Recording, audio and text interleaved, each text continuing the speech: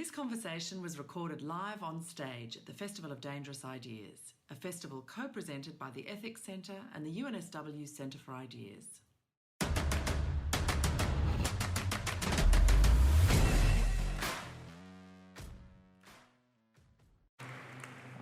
Good afternoon. Thanks for coming. I do all this research. I've been doing research in the last 5 years on all the things we can learn about people from the internet, about human beings, about their strange desires and their quirks and anxiety and sexuality and all these fun topics. But I'm going to start with a story that doesn't have anything, this is my book, I'm going to start with a story that doesn't have anything to do with the internet. It doesn't have anything to do with people. It's the story of horses. In honor of your upcoming Melbourne Cup, I thought I'd tell you a horse story, but it kind of shows the themes of some of my work on the power of data to better understand things. So this horse is American Pharoah. How many people have heard of American Pharoah? Okay, so American Pharoah in 2015, he became the first horse in 37 years to win America's Triple Crown. But when American Pharoah was 1 year old, nobody knew that American Pharoah was a great racehorse. There was nothing particularly special about American Pharoah, nothing particularly remarkable about American Pharoah. Nobody knew that except for this man, Jeff Sater. And Jeff Sater's an interesting guy. He has 3 degrees from Harvard University. When he was 26 years old, he was working at a bank in New York City, at Citibank. He got home from work one day. He looked at himself in a mirror. He was wearing a 3-piece suit. He looked at himself in the mirror. He said, "It's not me." And he quit his job and moved to rural Pennsylvania. He wanted to be in the woods, and he wanted to be around animals and horses. And he decided he was going to devote the rest of his life to one question. He wanted to try to predict, to see if he could figure out what makes a great racehorse great. If he could use data, big data, to understand the predictors of racehorse success. And Jeff Sater tried many, many things on in his approach to predicting horse race success. He once sat outside a barn and he measured. He had a theory that the bigger the nostrils on a horse, the faster they'd run. So he sat outside barns with a ruler and measured how wide every horse's nostrils were. He put that into a spreadsheet. He created what is to this day the largest horse nostril data set ever collected. He added to his data set data on how the horses eventually performed, how fast they ran. He correlated them, and he wanted to see, okay, do the bigger nostril horses, do they run faster? He found out, no, it did not work. He measured the volume of their muscles, again, a tape measure around the horses, around their muscles. This one maybe made a little more sense. He measured thinking that bigger muscled horses with lots of muscles, fast twitch muscles in their legs, they'd run faster. Makes some sense. Put this in his spreadsheet, correlated that with how the horses eventually performed, found, didn't work. I met with Jeff Sater in Ocala, Florida one day. He's a kind of an eccentric guy. He has some crazy theories all the time. And he had a theory one time. He measured the size of the horse's poop. He was trying to explain to me his theory, and I had no idea what he was talking about. But he thought he had a stroke of genius, that the size of their poop somehow would predict how fast they'd run, that that bigger defecations would mean that the horse, for some reason that only Jeff Sater could understand, would run faster. So he put this in his spreadsheet, correlated this with how the horses eventually run, and found didn't work. So Jeff Sater, a couple decades into his project, was basically a total failure. He had tried many, many things. None of them predicted what makes a great racehorse great. I think his wife at this point was pretty close to leaving him. He was definitely broke, perhaps in debt. And then he tried something else. He built the world's first EKG to measure the internal organs of a heart, the internal organs of a horse, to measure how big their various organs are, including their heart, including the chambers of their heart, including the ventricles of their heart, including the left ventricle. He put this in the model, the size of the left ventricle of horses, correlated that with how the horses eventually ran, and he found it worked. It was a major predictor of horse racing success, bigger than anything anyone had ever seen, that horses with big left ventricles tended to run much faster. So this brings us to American Pharoah when he was a 1-year-old horse, and Jeff Sater, when I met with him, showed me this card. This is the percentile where American Pharoah ranked on various dimensions. You can see his height, 56th percentile, nothing remarkable. His weight, 61st percentile, nothing remarkable. His pedigree, how good his parents were, how good his siblings were, how good his grandparents were, 70th percentile, nothing that great. This is what everybody else knew about American Pharoah, nothing that special. Jeff Sater, using his EKG, added the size of his left ventricle. American Pharoah had a 99.61st percentile left ventricle. It was actually the biggest left ventricle Jeff Sater had ever seen, except for horses that had diseases and were sick. So Jeff Sater knew, based on his model, that American Pharoah wasn't just a once-in-a-year horse or a once-in-a-decade horse, it was a once-in-a-generation horse. So that, my friends, is the power of data analysis. And if you want to get rich betting on the Melbourne Cup, you just need to build an EKG in the next 2 days and go around, sneak into the barns and find which horse has a big left ventricle. All right, but usually when people use data science to understand the world, they're not trying to understand horses, they're trying to understand people. And when you understand people, you have to remember everybody lies. So for the past 80 years, if you want to understand human beings, if you want to know what they're thinking, what they're going to do, why they do the things they do, you have one approach. You ask them. You conduct a survey. So Gallup or Pew or Quinnipiac goes around and asks people questions about their lives, but people lie to surveys. So they don't tell what the true answer, they tell what they think will impress the person in the survey. So I'll give you an example. In the United States, unlike in Australia, voting is not mandatory. And only about 50% of Americans vote in every election. Eligible Americans vote in every election. But people who don't vote hate admitting this because they don't want to say, hey, I didn't exercise my civic duty, I didn't vote. So they've actually compared how many people say they vote to an election to administrative data on how many people actually voted. And this shocked me.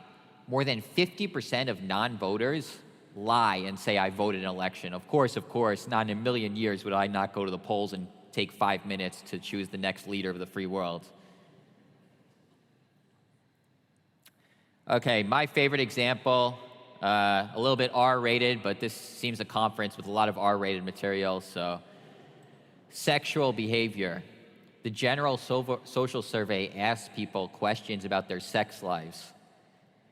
They ask people how frequently they have sex, whether it's heterosexual, homosexual sex, and when they use a condom. And heterosexual women say they average sex once a week.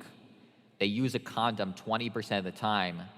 You do the math, according to what they're telling surveys, American women are using 1.1 billion condoms every year in heterosexual sex.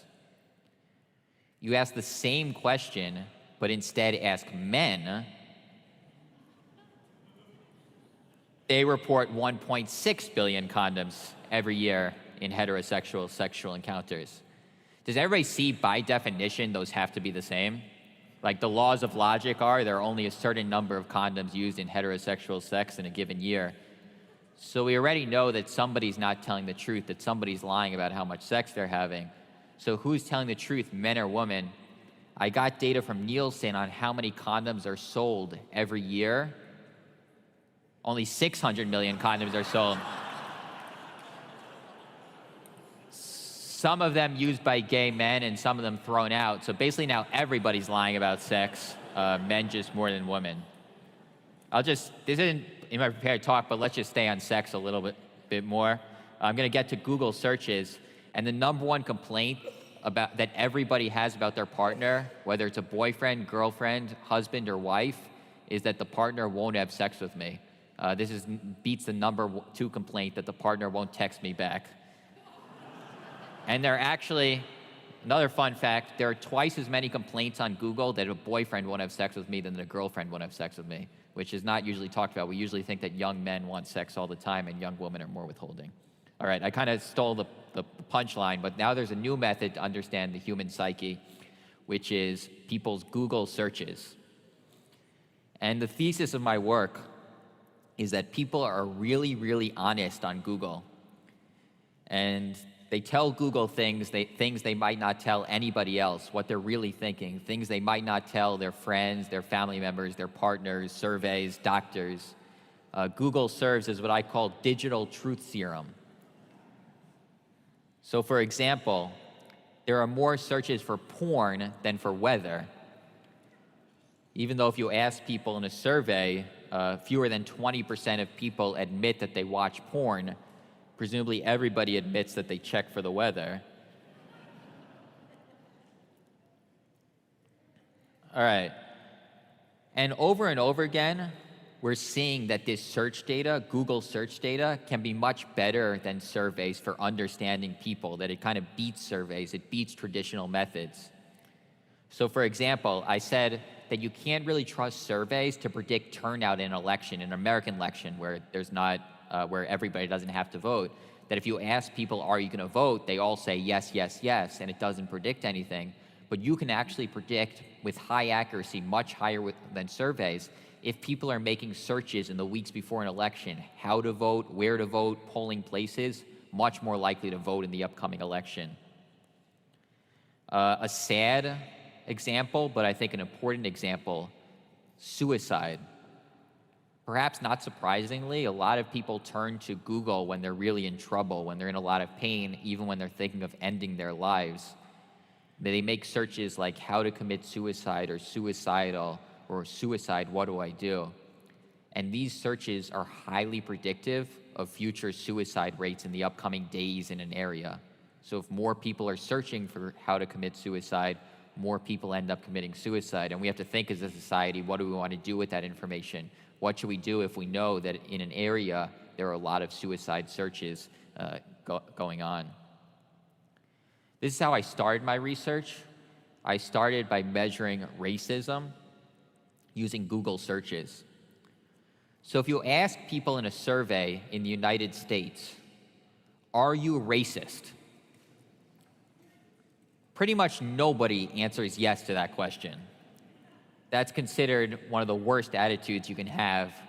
Few people admit that they harbor racist attitudes. But I was shocked by how frequently people make racist searches on Google. So this is a map with the percent of Google searches that include the N-word, the really, really nasty word about African Americans. And it turns out this word is included in about as many searches as migraine, economist, Lakers. It's not a fringe search. Millions of Americans make these searches. So what does it mean? What are people looking for? The majority of these searches are for jokes mocking and humiliating African Americans. So I started doing this research in about 2011, and for a while it was kind of ignored. It was considered really weird, really strange. People didn't really believe that there was so much racism in the United States, and they didn't believe that Google would be the way to detect this secret racism. But then a couple years ago, we had a presidential candidate who said some things that were, I thought, and other people thought, quite racist. So Donald Trump began his presidential race by questioning whether Barack Obama, the first African-American president, was born in the United States. During his primary run, he retweeted false statistics about how frequently blacks commit crime. He didn't repudiate support from a leader of the racist Ku Klux Klan organization. And everyone said, Donald Trump is going to fall apart. He's making all these huge mistakes. You're not allowed to say such racist things in the United States and still be a serious candidate for president. But instead of doing worse, he did better and better, and seemingly the more racist things he said, the more support he had. So some journalists at the New York Times, they knew that I had done this research on racism, and they had collected data on where Trump was most popular, what parts of the country Trump was getting the most support in the Republican primary, and they wanted to see if these Google searches for racism could somehow explain, correlate with Trump's performance. And they found that it was actually the single highest predictor of anything they found, racist searches on Google, higher than economic variables or demographics or any attitude they could measure. The single biggest predictor of Donald Trump's support was how many racist searches people made on Google. So basically there was a secret racism in the United States that wasn't being picked up by any of the sources that helped drive Trump to victory. Okay, but one thing to keep in mind, so there's this phrase, big data, big data, big data. Everyone's excited about big data. But all big data is not the same. Really, you have to think through the incentives. Where are you getting this data? What does it mean? Why are people telling you this information? So you can compare. There are basically the two biggest data sets, I'd say, now on human beings. First, we have people's Google searches, which I've been discussing for the last 10 minutes. That's what I consider digital truth serum. People are really, really honest on Google, and they tell Google things they might not tell other people, and it's really a remarkable, unprecedented, revolutionary window into the human psyche. The other biggest data set on people might be Facebook data. And do people think people are honest on Facebook in the same way, in their what they post on Facebook in the same way they search on Google? No. So Facebook's very different because Facebook, you're posting to the world what's going on in your life. And I think that gives different incentives and causes people to act very differently. I call Facebook digital brag to my friends about how good my life is serum. Because basically everybody wants to show off how great they are and how great they have it so that their friends think highly of them. And I've actually studied this data over and over again, and I've found that Facebook data doesn't correspond to reality at all. So I compared two magazines. These are American magazines. The Atlantic is a serious, highbrow intellectual magazine. It includes information about philosophy and political theory and poetry. The National Enquirer is a lowbrow, celebrity, gossipy, trashy magazine. It talks about recent breakups among celebrities or rumors or how much weight loss or weight gain various celebrities have gone through. So the Atlantic, serious intellectual magazine, the National Enquirer, lowbrow, celebrity, trashy magazine. We actually know how popular these two magazines are. We have data on how many copies are purchased every year. And it turns out in the United States, the National Enquirer, the lowbrow magazine, is 3 times more popular than the Atlantic Monthly. 3 times as many people are buying and presumably reading the National Enquirer. But what happens on Facebook when people are bragging to their friends? There might be a different story. And in fact, the Atlantic is more popular on Facebook.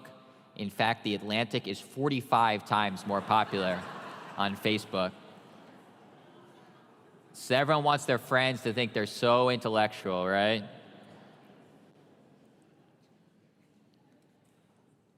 So it's actually interesting. We can compare these two different sources. What I find fun, we have this one source, Facebook, where everyone's bragging to their friends and showing off how great they are. And we have this other source, Google, where people are more honest and confessing their secrets and their anxieties and their concerns. So I think it's interesting if we compare these two sources on maybe the same topic. So I examined how people describe their husbands on the two different data sources.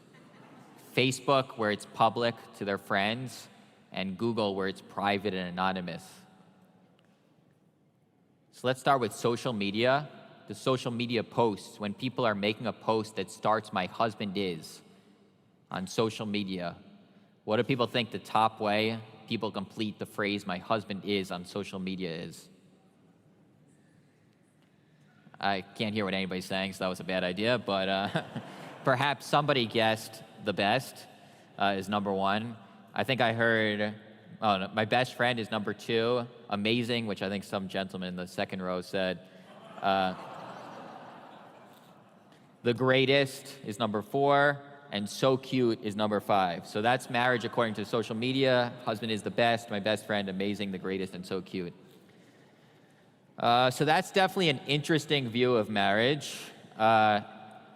What happens on Google when people are by themselves, when they're typing about their husbands and they no longer are showing off to their friends? Do we get a similar view of marriage? There's a mosquito attacking me. Okay, so Google searches starting "my husband is," this is really annoying. All right. Okay, my husband is, the third most common Google search that starts "my husband is "my husband is amazing," which is actually the exact same on Facebook, and I think that's the most shocking thing I've ever found, because why are you telling Google "my husband is amazing"? What do you expect possibly Google can do in this situation? I guess they can give you a virtual high five. Congratulations on your amazing husband. But that's only one of the top five. So rounding out the top five searches, top five Google searches about husbands are: my husband is gay, a jerk, annoying, and mean.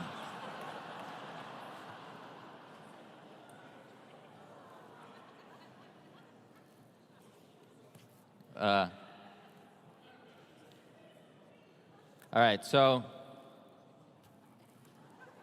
I'm really struggling to defeat this mosquito. All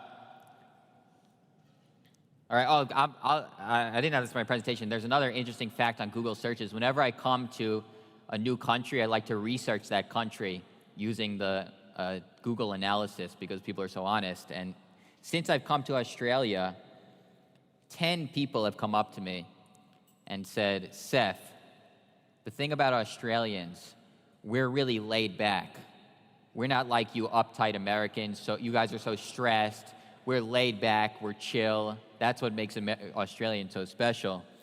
So I did research using Google search data to test this claim of you Australians. And I found that Australians make more Google searches for help with anxiety than any country in the world. So you guys may claim you're laid back and have it all together, but I know secretly many of you are neurotic messes just like the rest of us. All right, but I'm gonna talk about A/B testing. This is another powerful tool of data analysis. How many people have heard of A/B testing? Okay, so as you go through the internet, companies are constantly doing little experiments. They're showing you two different versions of their website and they're showing different groups of their users, two different versions of their website, and seeing which one gets more people to click. So if one version of the website gets 20% more clicks, they'll show that version of the website to everybody else. And this is really, really powerful tool. That's one of the reasons the internet has gotten so addictive, because companies are constantly experimenting and finding out what version of the website is going to get people more hooked on their site, constantly doing these little A/B experiments on its users. And this is a newspaper, the Boston Globe in Boston, that does A/B testing. How they use A/B testing is every time they write a story, they show two versions of the website, the two versions of the headline. They try one headline on one group of users and a different headline the other group of users. They see which one gets more people to click, and then whichever one gets more people to click, that's the one they show to everybody. Make sense? So I want to see if you guys can guess. They sent me examples of A/B tests they've done, so I want to see if you guys can guess which one would win. So this is one A/B test they did, the same story, two different headlines. The first headline they tried was, "When the first subway opened in Boston," The second headline they tried was cartoons from when the first subway opened in Boston. So same story, different headlines. Which one do you think won? Who thinks the first headline, when the first subway opened in Boston, won the A/B test? Okay, a few people. Who thinks cartoons from when the first subway opened? Wow. Okay, so everybody seems to guess cartoons from when the first subway opened in Boston won the A/B test. The winner was 60% more clicks for when the first subway opened in Boston. So think about the power now of A/B testing, that if you guys had gone with your intuition, your gut, instead of testing it, as companies now do, if you had just sat in a room and debated, most of you, except for a few geniuses in the room, would have chosen the second headline, cartoons from when the first subway opened in Boston, and you would have lost 60% more clicks. All right, you want another A/B test? Okay. This is a second story. I just want to see if the ones who got it right, if anyone goes 2 for 2. Then a newspaper should hire you, and then they can fire the A/B testers and just use you guys. But, all right, so this is, can the Snotbot drone save the whales?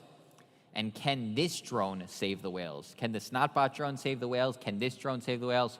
Who thinks it's story headline number 1, can the Snotbot drone save the whales? Closer. Who thinks it's headline number 2, can this drone save the whales? Okay, the winner is 140% more clicks for can this drone save the whales? Who got both right? Okay, 3. I guarantee you, I should bring more slides because eventually you'd get one wrong and you'd need A/B testing to save you from your intuition. All right, but I want to just end with one final story. I think a lot of my discussion so far, I've talked about the ways that we can use data just to see what's going on in the world. So here's where racism is highest, or here's where anxiety is highest. But I think ultimately the power of big data, the power of some of these tools, is to change the world, to improve the world, to help the world. So the story that might point in this direction is a story about anti-Muslim attitudes. And it turns out some people on Google, it's not an enormous number, but it's not nobody, make some really, really horrible searches about Muslims. They search things like kill Muslims, I hate Muslims, Muslims must die. Really, really nasty, angry searches. And you might say, do we care that people are making these searches? Do we care about these angry searches? Well, we do, because it turns out that when more people are making these nasty searches about Muslims, there are more hate crimes against Muslims. So if more people are searching kill Muslims, Muslims must die, I hate Muslims, there are more assaults against Muslims, more attacks against mosques, even more murders of Muslims. So there was one period, I don't know if you remember, it was the San Bernardino attack in 2015, San Bernardino, California. I'm not sure how much attention it got in Australia. But 2 Muslim Americans shot and killed 14 people. And immediately after this attack, Google searches are broken down minute by minute. There was a huge explosion of these nasty searches about Muslims. So more people are making these horrible, angry searches. In fact, the top single search about Muslims in Google in the minutes after the attack, after it was announced these shooters had Muslim names, was kill Muslims. So just really, really angry people taking their anger out on Google. And again, these searches predict hate crimes. So a few days later, the president at the time, Barack Obama, realized, either using Google Search Analytics or some other tool, that there was a real problem in the United States, that anti-Muslim attitudes had gotten out of control. And he decided to do something about it. He decided to give a speech to the nation, basically trying to calm them down, to feel less animosity towards Muslims. The speech was on national TV. It got a lot of attention. I thought it was a beautiful speech. It was kind of classic Obama. He's very good with words, very well spoken. I thought a beautiful speech. Obama said it's the responsibility of all Americans of every faith to reject discrimination. He said, it's the responsibility of Americans not to give in to fear, to appeal to freedom. He said, it's the responsibility of Americans to love everybody, no matter their religious background, to accept everybody into our country, no matter their religious background. So I thought the speech was beautiful. Everybody serious seemed to think it was a great speech. The Boston Globe said amazing speech. New York Times, great speech. LA Times, good job. Newsweek did what he needed to do. So I wanted to see what happened to these nasty searches about Muslims. Again, the data can be broken down minute by minute during and after Obama's speech. And I found the anti-Muslim searches, they didn't drop, they didn't stay the same, they went way up. So as Obama was speaking and talking about the responsibility Americans have to reject discrimination, more Americans were saying, I hate Muslims, Muslims must die, no Syrian refugees, get these Muslims out of our country, these angry, angry thoughts on Google. So that's a depressing conclusion, that a well-meaning speech by a well-meaning man can backfire in terms of its main goal to calm an angry mob. But there was something a little more optimistic I noticed in the data. At the end of the speech, Obama tried a line that was a little different and I think might have been a little more effective. He said, we have to remember that Muslim Americans are our friends and neighbors. They're our sports heroes, and they're the men and women who will die for our country. Seconds after Obama said this, searches Muslim athletes, Muslim soldiers. In fact, for the first time in many years, the top descriptor on Google of Muslims was not Muslim terrorists or Muslim extremists. It was Muslim athletes followed by Muslim soldiers, and these kept the top spot for days afterwards. And of course, curiosity is only one thing. We don't know, okay, just because people are making these searches, we don't know we're actually changing how they think about it, how people are thinking about Muslims. But you see around the internet, on message boards, on social media, young men, the men most at risk of having anti-Muslim attitudes and the people most at risk of committing hate crimes, they're saying, Muhammad Ali was a Muslim?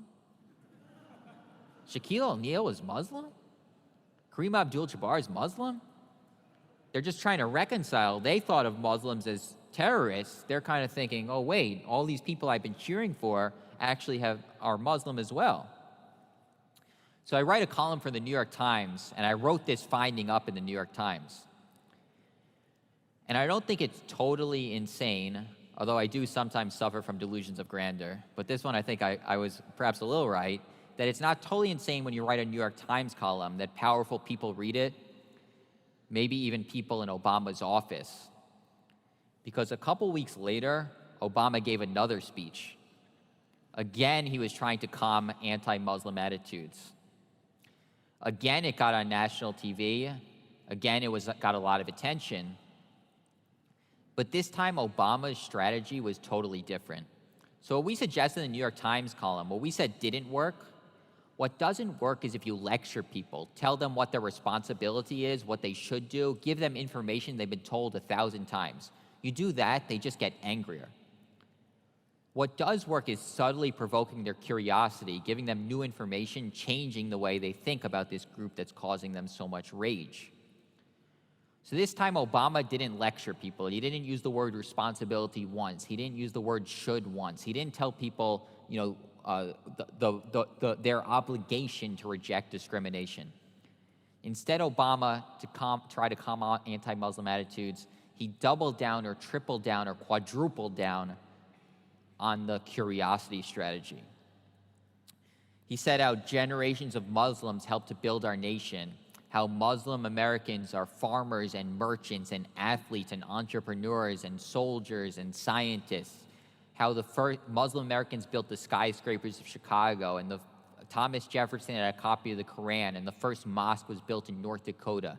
Just really all this new information that really could subtly affect how people thought of Muslims and their role in our country's history.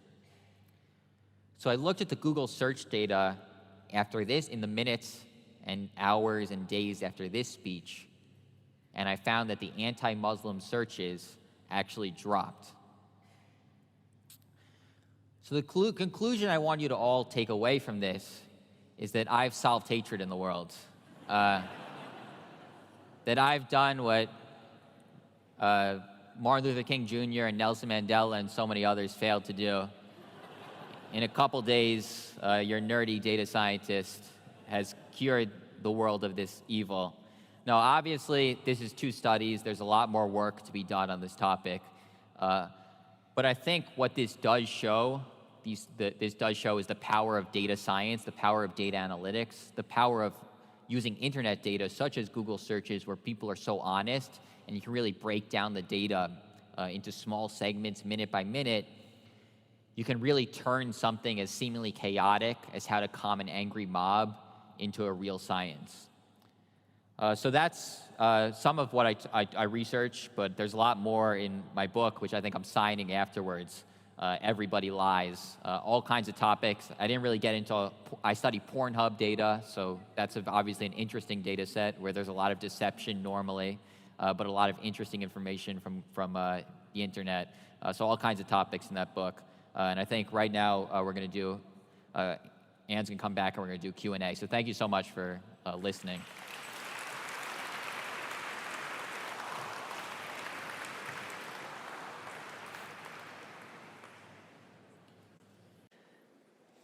Thank you so much, Seth. Now, we've got some time for questions from you.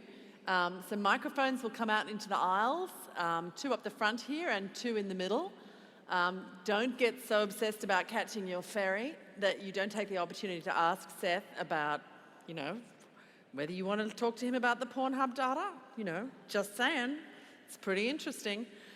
And we'll start with one from microphone 1. And if you can please make it a short, succinct question. I'm still formulating it in my head. The Kill Muslims example on the Google search, it kind of begets the question, what role do you think Google has in filtering or dealing with these types of quite extreme searches? Can everybody hear that? It's a question about what role does Google have in filtering or somehow mediating these kind of extreme searches in relation to the Kill Muslims example? Yeah, I think it's a difficult question, and it kind of opens a can of worms. So initially, Google, their position was that we're a computer science company, and we don't intervene in what we show people. We let an algorithm determine everything. So we'll show people whatever sites our algorithms determine they're most likely to want to visit, will most likely help them, give them the information they're looking for. And there was an example of this. I talked about suicide searches. There was a period a long time ago. If you searched on Google for suicide, how to commit suicide, one of the top returns was a message board that said, basically, do it. Like, if you think of suicide, your life's a mess, and your life. Because people can be mean on the internet, and algorithms pick up this meanness, and this gets near the top. And Google correctly, I think everybody would agree, realized, okay, we cannot greet a suicidal searcher with that type of information. So they intervened, and they said that if you make any search related to suicide now, right at the top will be suicide hotline, and then sites with help by nonprofits or mental health professionals. But obviously it's complicated. If someone's searching how to get rid of a body, which they sometimes do, I think we probably would also say you shouldn't give them the information. But what if somebody searches racist jokes? Should we not show them the jokes? Or is that fighting people's free speech? So I think the answer is we don't know, but there's got to be some intervention. We can't always just immediately show people whatever the algorithms determine, and we're going to have to decide as a society when we want to intervene and when we don't want to intervene. There was a question at microphone number 3, and they've just disappeared. Okay, we'll go to microphone number 2 at the back on the left, please. I guess it follows sort of on from the general direction of the other questions in terms of the interventions, but at the moment you're describing aggregate data. It seems to me eventually you'll be sort of dealing with a minority report kind of pre-crime concept, and I'm just wondering how precise, you could get a individual collection of data in terms of sending the police around when people are searching for how to get rid of a body and such. Not that I am searching. So one thing I've kind of found is that it can be very difficult to predict individual level behaviors from search data, particularly for rare events like murder or terrorism or suicide. So I said in the talk that you can predict suicide rates based on searches in a city.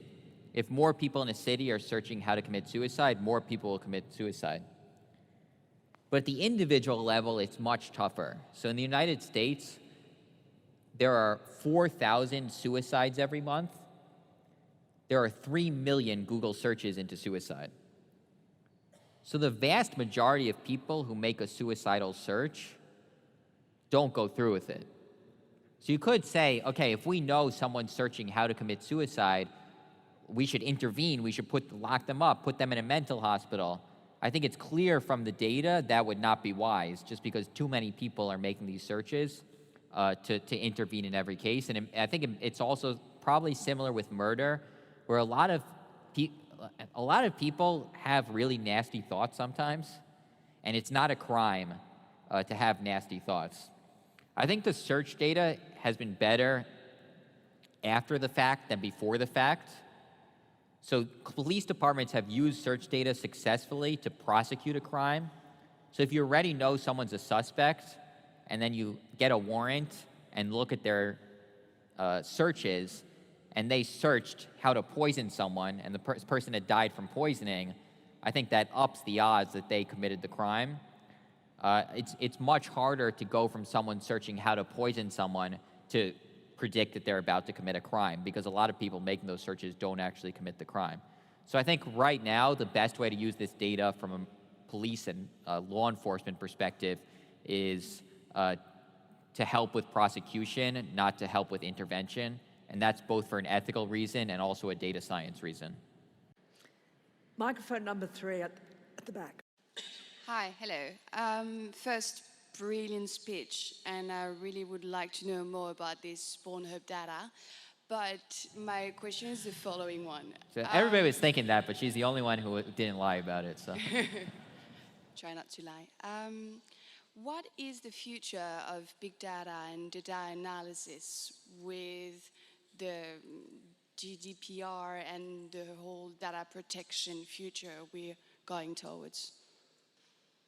yeah, so there are obviously privacy implications here. My talk didn't really get into that.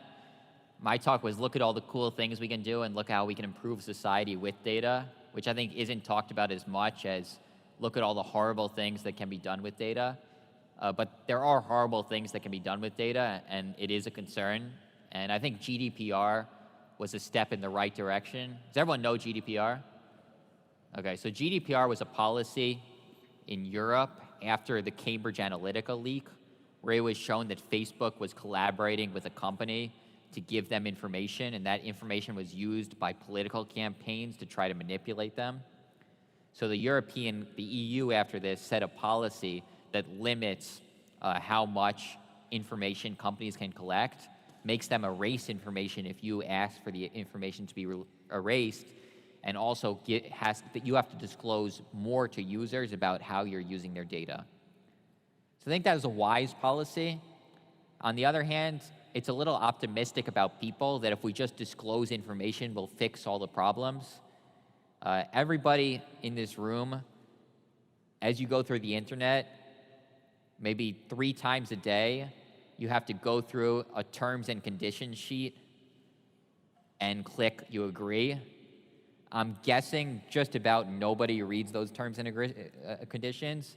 So I think we do want to be cautious, saying that if we just inform people more about their data being used, that that's going to somehow help. I think people will just ignore it. So there definitely are big concerns with data privacy, and we need to do more to regulate it, definitely.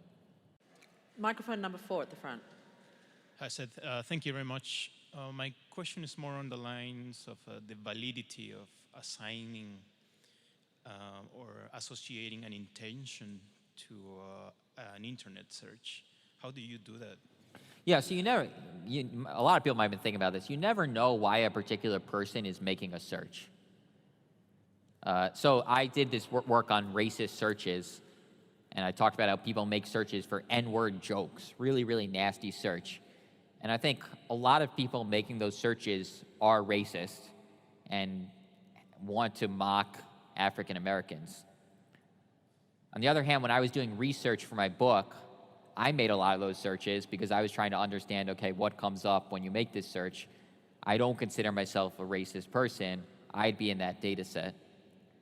I think in general, those curiosity searches, those information searches, are a smaller percent of the searches than you might think.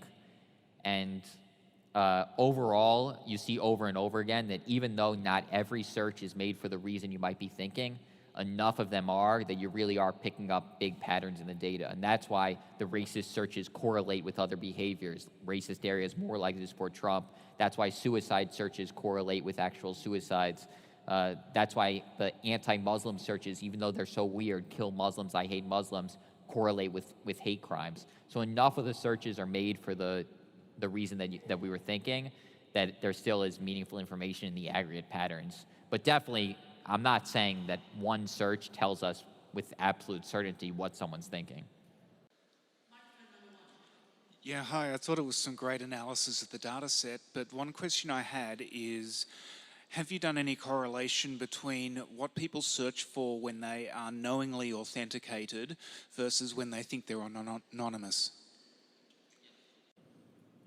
Yeah, so the question is difference between search behavior when they're searching kind of using some anonymizing tool, or when they're searching more generally. I don't have that data, that breakdown to look at that data. I do think, so the thesis of my book is that everybody's really honest on Google. And I think that was true 10 years ago to an amazing degree, that people just typed every thought they possibly had right into that Google search engine and didn't think twice.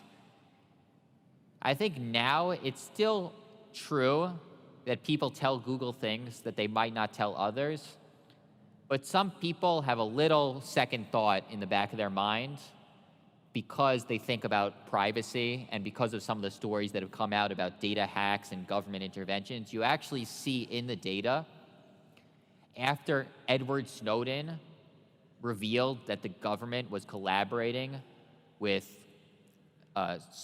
with internet companies, there was a change in user behavior, that on Google, there were fewer searches for embarrassing topics. So people made less searches for, how to plan a terrorist attack. They made less searches for anything that they didn't want released to the world. How to plan a terrorist attack, embarrassing health conditions, sexual stuff. All this stuff went down after the Snowden revelation. My favorite part of that study is to do this analysis, they had to determine what was an embarrassing search. And the way they did this is they had to create a list of searches, and they sent it to Amazon Mechanical Turk users, and they asked them to rank the embarrassment of various searches. And right at the top were things you would expect. There were things like embarrassing health conditions, government illegal activity, but also near the top in embarrassing searches, according to Amazon Turk users, was the search Nickelback, the band. So people stopped searching for legal interventions and illegal activities, and they stopped searching for embarrassing health conditions. They also stopped searching for Nickelback because nobody wanted the government knowing they were interested in that. Google often suggests search terms, so they'll finish off your sentence for you. How do you account for that when you're analysing a data set? Yeah, I don't have that information, so I'm sure it has some impact. That if Google, even if you don't have a thought. So another fun fact in the data is I looked at the #1 question that people have about their husbands, and the #1 question is my husband gay? Which I found really surprising. It was higher than is my husband cheating, and higher than is my husband alcoholic, or is my husband depressed. And actually, interestingly, these searches are highest in parts of the world where it's hard to be gay, where there probably are more closeted gay men. So some of the women probably are having legitimate questions based on things they've seen, information, signals they've been given. But you could imagine that some of that, let's say already one of the top searches was, is my husband gay? Then maybe some women start a search, is my husband? And they see, is my husband gay? And they're like, oh, is he? And then they start searching it. And then it would become even more searched based on that. So it could impact things a little bit. I think there always have to be some searches to be made to initially get on the autocomplete list. But maybe once you're on the autocomplete list, you can get even higher if in the total search volume. Microphone number 3 at the back on the right. Firstly, thanks for your talk. I was just saying thank you, and you've got me questioning some of my browser history at the moment. My question is in regards to new devices. First of all, I don't want anyone to leave this talk by saying they're going to censor themselves on Google. The data, to be clear, is anonymous and aggregate. And I always say now you have a bigger incentive to confess your secrets to Google because you're contributing to science. I've heard that one before. So my question is in regards to new devices like Alexa and Google Home, and I wanted to know your thoughts on where the line blurs in an explicit search into your Google search bar versus maybe a more omnipresent dialogue that Google could be tapping into, and also how important is these voice search terms in serving up the next best piece of content to users? Yeah, it definitely would also be an interesting data set. So most companies don't make their data available to researchers in the same way that Google does. So I don't know anything about Alexa data. Although someone told me that, I don't know where they got this fact, that a surprising number of questions on Alexa include the word please, which kind of surprised me. And I think because there's no real need to be polite to a computer, right? They're not going to think more highly or less highly of you. There totally is. Yeah, I don't know. Okay. Every parent is worried about the impact of just being able to say, do this, do that. Yeah. And how that would spread into life. Yeah, maybe it's good training to be polite on the internet. But I think what it does show is that people treat different sources differently, even anonymous sources. So I think Google kind of brings out people's instinct to confess, to tell their secrets, to tell, I think that box kind of people treat almost like the Catholics treated the confessional box. Well, another interesting thing about Google, we got into that with people typing full sentences. My husband is amazing, or a surprising number of searches on Google are not questions, they're statements. So we expect that people search Google with questions, what's the recipe for apple pie? What's the weather in Melbourne? But a surprising number of people tell Google, I'm lonely, I'm bored, I'm drunk, I just turned 40 years old. And it's just like, why are you telling Google this? But I think that white box on Google brings out people's confessional instinct. And I think the Alexa brings out kind of a polite, respectful instinct in people so that they ask these well-formed questions ending in please. It's interesting how computers, even though they have no emotions, can be treated so differently. One kind of as, with confiding secrets, and one asking polite questions. A final question from here at microphone number 4. Yeah, g'day, Seth. Just a quick question. Do you know what you're looking for before you go down the rabbit hole? And if so, do you still, with what people say and what people do, like, for example, you've seen a spike in a kill Muslims or something. Well, I know it's obvious, but do you still get to hear what people say to compare what people do? Is there still a qualitative part of your research that you can either choose to ignore or at least explain what people do? Yeah, I think it's always interesting. That's kind of what the condom example was, where you're comparing what people say to what they're actually doing. And it always is interesting to compare, to contrast. The other part of the question was, do you know what you're looking for when you go into the analysis? And usually no. I kind of just have a broad topic, like I'm interested in anti-Muslim attitudes, or I'm interested in suicidal thoughts, or I'm interested in anxiety, and then you just start playing around with the data and trying to find where's the story in that data that would be interesting, that tells us something we wouldn't otherwise know, that maybe surprises people. We've run out of time, but I want to ask Seth one final thing, which is to tell our audience what the alternative title of the book was. Seeing nobody asked about the Pornhub data. Okay. Tell people what the alternative title of the book was and why. Okay, so I talk about in the book bodily insecurity, and we usually think of bodily insecurity as as predominantly a female trait. I think that's kind of the conventional wisdom. But around the internet, there are almost as many visits to sites on how to change one's body from men as from women. They're just about as likely to look into plastic surgery, to look into weight loss, to great insecurity among men and their body that isn't talked about. But one bodily insecurity that is talked about is a certain bodily region that men might focus on, their own body. So the number one body part that men Google questions about is their penis. Men Google, and how to make it bigger. So men Google more questions about their penis than their lungs, liver, ears, nose, and throat combined. Men ask more questions about how to make their penis bigger than how to tune a guitar, change a tire, or make an omelet. For every 5 questions men ask about their brain, they ask 100 about their penis. But my favorite fact in the men's searches about their penis is one of their top questions about their penis on Google is, how big is my penis? Which, like, Google can't answer that, right? You got to find out in other ways. So I wanted to call my book, How Big Is My Penis? And other questions we ask Google. But my publisher was like, people would be embarrassed to buy that book in an airport bookstore.